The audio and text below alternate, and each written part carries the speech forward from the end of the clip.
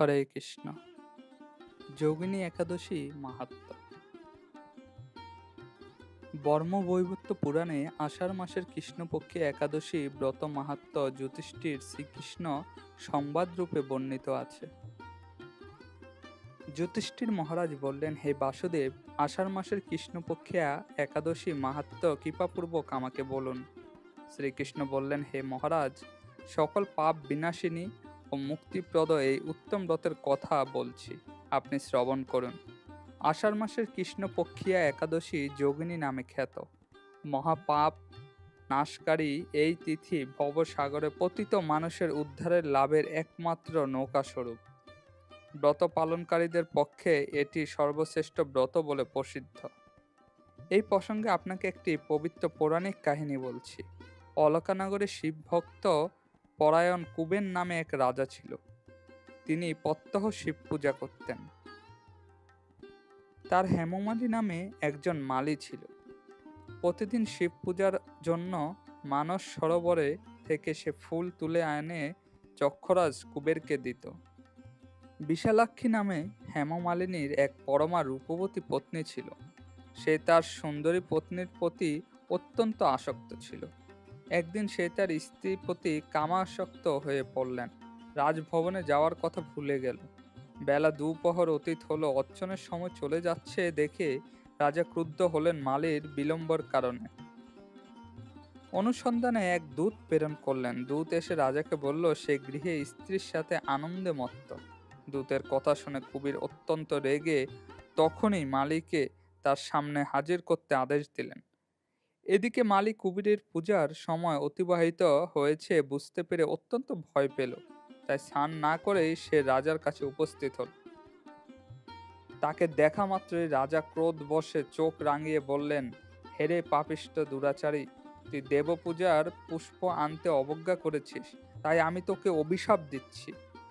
তুই শ্বেতকুষ্ঠপ্রাপ্ত হয়ে যা এবং তোর প্রিয়তমা ভার্যার সাথে তোর চিরবিয়োগ সংঘটিত হোক। রে নিচু, তুই এখনই এ স্থান থেকে ভ্রষ্ট হয়ে অধোগতিত লাভ কর। কুবেরের অভিশাপে হেমমালিনী পত্নীর সাথে স্বর্গভ্রষ্ট হয়ে দীর্ঘকাল যাবৎ কুষ্ঠরোগে ভোগ করতে লাগলো। রোগের যন্ত্রণায় দিন অথবা রাত্রে কখনো সে সুখ পেত না। এভাবে শীত গ্রীষ্ম প্রচণ্ড বেদনায় বহু কষ্টে জীবনযাপন সে করতে লাগলো। কিন্তু দীর্ঘদিন মহাদেবের অর্চনের ফুল সংগ্রহের স্বীকৃতি ফলে সে শাপগ্রস্ত হয়েও বৈষ্ণব শ্রেষ্ঠ শিবের বিস্মরণ কখনো হয়নি। একদিন হেমমালী ভ্রমণ করতে করতে হিমালয়ে ঋষির আশ্রমে উপস্থিত হল। কুষ্ঠরোগে পীড়িত সপত্নী হেমমালিনীকে দর্শন করে শ্রীমার্ক গুয়ে তাকে জিজ্ঞাসা করলেন, তুমি কার অভিশাপে এরকম নিনন্দনীয় কুষ্ঠরোগগ্রস্ত হয়েছ? সে উত্তর দিলে, হে মণিবর, রাজা কুবেরের আমি ভৃত্য ছিলাম। আমার নাম হেমমালী। আমি প্রত্যহ মানুষ সরোবর থেকে ফুল তুলে শিব পূজার জন্য রাজাকে দিতাম। কিন্তু দুর্ভাগ্যক্রমে একদিন স্ত্রীর মনোরঞ্জন হেতু কামাসক্ত হয়ে যাওয়ার ফলে সেই ফুল দিতে বিলম্ব হয়ে গেল। তারপর রাজার অভিশাপে এই রকম দুর্দশাগ্রস্ত হয়েছি। পর উপকারেই সাধুগণের স্বাভাবিক কর্ম। হে ঋষিশ্রেষ্ঠ, আমি অত্যন্ত অপরাধী, কৃপা করে আমার প্রতি প্রসন্ন হন।